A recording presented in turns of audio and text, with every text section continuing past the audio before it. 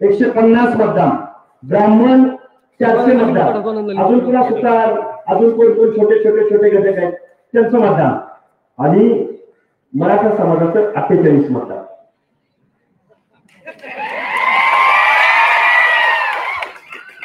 चुकीबिकीचं काय बोललं का? आणि असंच गंगाखेडमध्ये, असंच मुखेडमध्ये, असंच जतमध्ये, असंच गेवराईमध्ये, अरे तुम्ही फक्त जाती जातीमध्ये भांडत बसला. बाबासाहेबांना जातीच्या संघटना काढून दिली असते ना. बाबासाहेबांनी क्लास निर्माण केला, OBC. तुम्हाला क्लास म्हणून एकत्र यायचंय.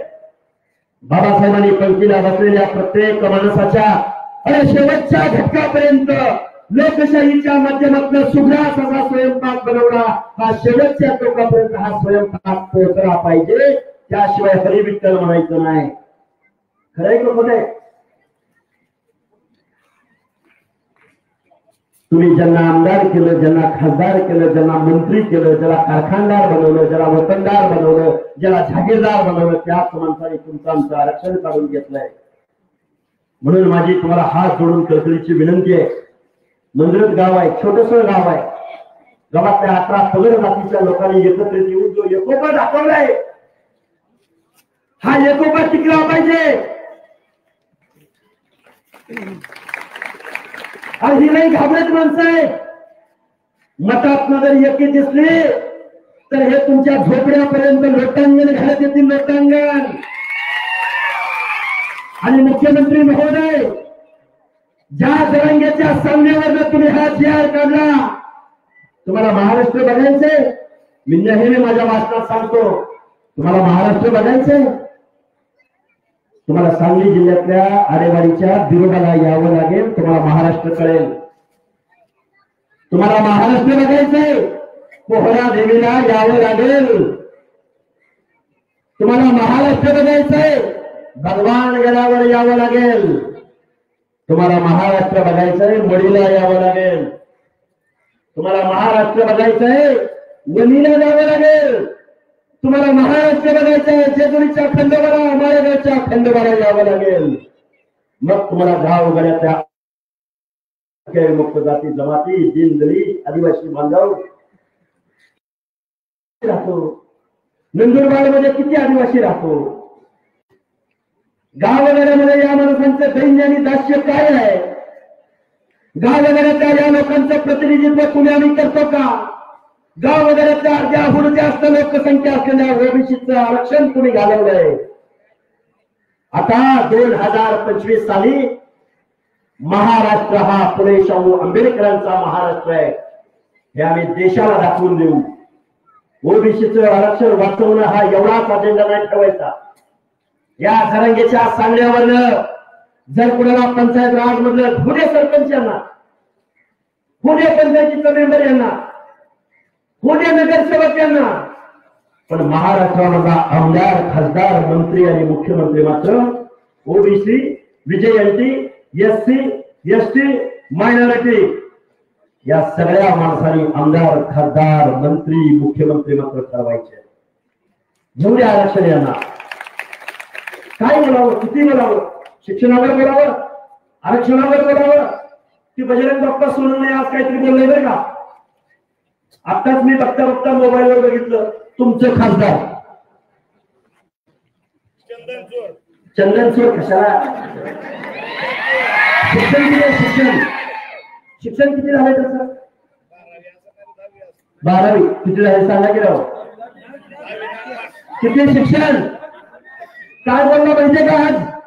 आज बोला लक्ष्मण हाकेला बीड लोकसभेमध्ये निवडणूक झाली. ऐका, 2 मिनिटं ऐका.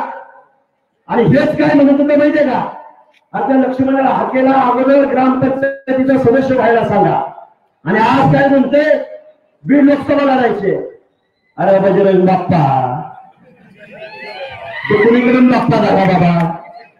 वरवाच्या पावसामध्ये नाहून निघाला. एका बाजूला म्हणतोय ह्याला ग्रामपंचायत सदस्य व्हायला हवा, आणि आज म्हणतोय ह्याला बीड लोकसभा लढवायची. ठरव काहीतरी.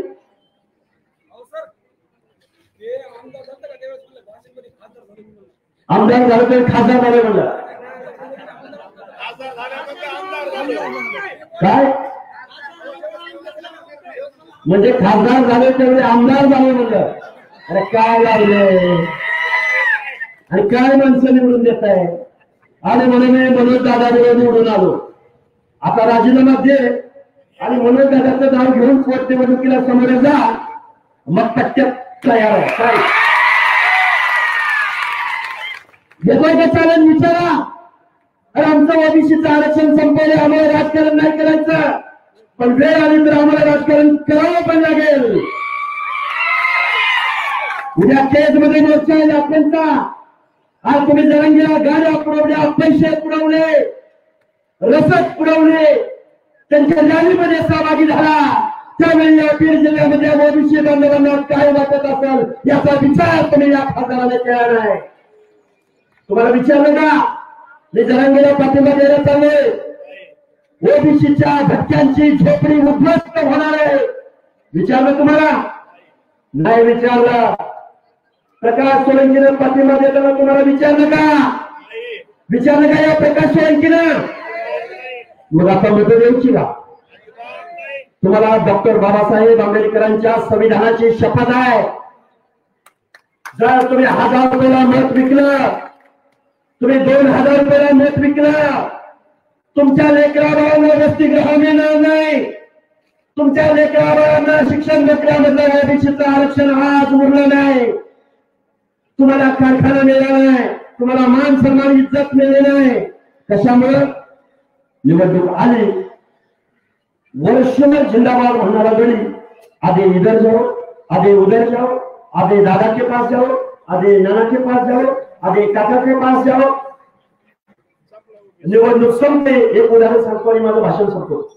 बेंद्रात असं असतं का? बेंद्राचं आपल्याकडं असतं का? बेंद्रात असेल पुरा पुरा काय आता भाषेची गपलत आहे राव. मी आहे तिकडे कर्नाटकच्या वडरीचा, सांगलीच्या वडरीचा, परत म्हणजे मराठवाड्यात येतोय, भाषण करतोय, महाराष्ट्रातच येतोय ना, पाकिस्तानात तर नाही ना आलो. अरे माझी पैलपावणी मंडळ आहेत त्या मंदिरात गावामध्ये. अरे गाव माझ्या पैलपावण्यांचं आहे आणि गडी म्हणजे मराठवाड्यात येतोय आणि इथं बोलतोय. आणि तुम्ही आमच्या भागात येत नाही का? काय चाललंय, कुठे बोलावं, कुठे बोलावं, काय बोलावं एवढं सुद्धा कळत नाही. पोळा सण असतो की नाही? पोळा सण. पोळ्या सणाला काय करतात? बैलाला धुतात, त्याला खांदामंदी करतात, शिंगाला वार्निश लावतात, कलर लावतात. मग आपली माता भगिनी त्याला निवडून घेतात, स्वयंपाक बनवती. माझा बैजा, माझा सुरत्या, त्याला तो निवडणुकीचा स्वयंपाक खाऊ घालतात. आणि मग हा स्वयंपाक खाऊ घातल्यानंतर त्याला गावाच्या वेशीतनं वाजत गाजत हलग्या लावून मारुतीच्या मंदिरासमोर आणतात. आणि बैल पोळा संपला की दुसऱ्या दिवसापासून त्या बैलाला अवताला झुकतात. निवडणुका आल्या नाही, इथं बसा, चोरंगच इथं बसा, काय चोरंगच इथं बसा. नेमाने साहेब कशाला वळवळ करताय? ते काही निवडून येतो इथं. परत वाघमारे साहेब, काळे साहेब, सरक साहेब बसा की इथं. काय चाललंय? जेवणाचं नाही. अरे बघ मग प्लेअर दिलं का नाही? आपल्याला गाडी काढून दिलं. अरे डिझेल भरलंय का? बघ गोळी काय काय. मला सभापतीपद दिलं होतं, मला सभापतीपद दिलं होतं, मला जिल्हा परिषद सदस्य बनवलं. उपकार केलं तुमच्यावर. तुमच्या बापदादांचं शोषण या आमदारांनी खासदारांनी केलंय. गावाला 6% लोकांना 1% पलीकडे या व्यवस्थेने या फुले शाहू आंबेडकरांच्या महाराष्ट्रामध्ये बजेट मिळालं नाही, वसतिगृह मिळालं नाही. आणि तुम्ही त्याच माणसाला रिपीट लागेल निवडून देताय. आता माझी भोळी भावडी माणसं पुढे बसलेली आहेत. शिक्षणावर बोलू, राजकारणावर बोलू, समाजकारणावर बोलू, सत्तेवरती बोलू, सामाजिक न्यायावर बोलू. काय असतो सोशल जस्टिस? काय कळलं बजरंग बाप्पाला? काय कळलं बरं सोशल जस्टिस म्हणजे काय? माझं चॅलेंज आहे, बजरंग सोडवले ना. विमुक्त जाती म्हणजे काय, विमुक्त या शब्दाचा अर्थ बजरंग बाप्पांनी सांगावा आणि मी माझे सगळे आरोप माघार घेतो.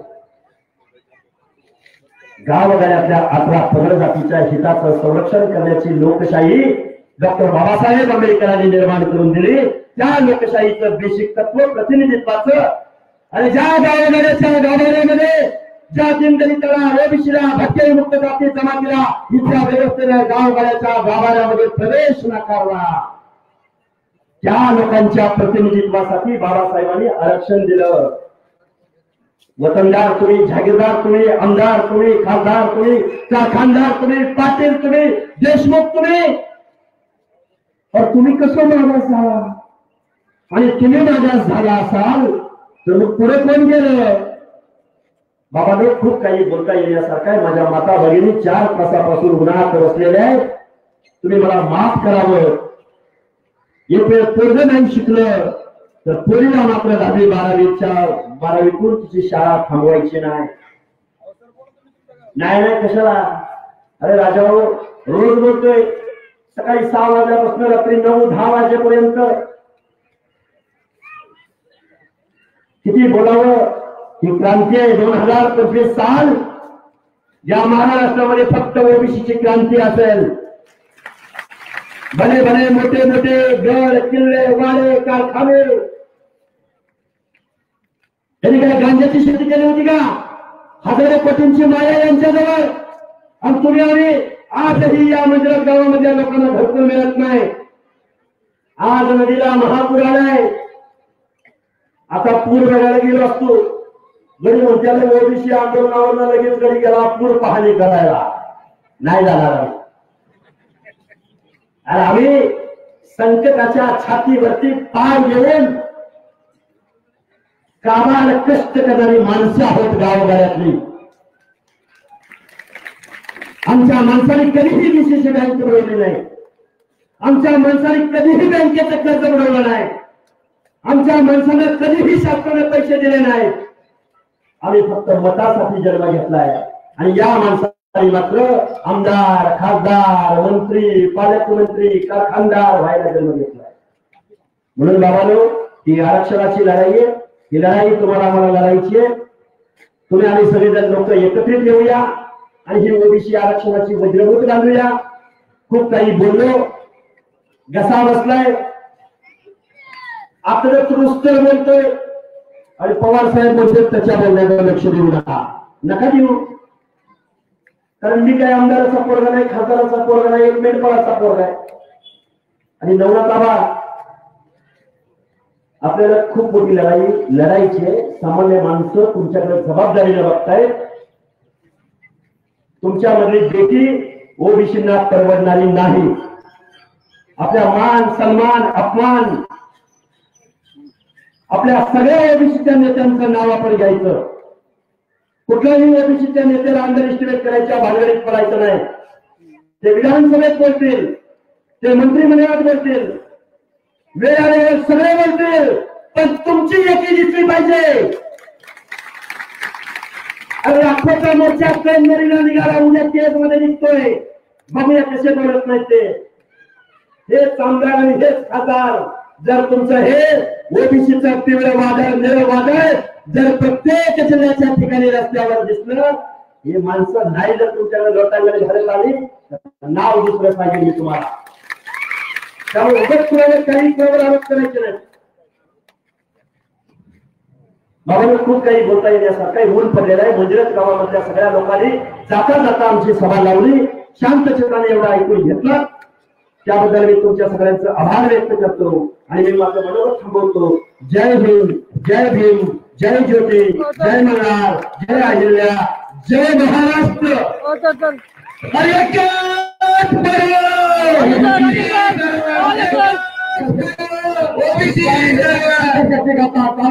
नाव घेतलं नाही.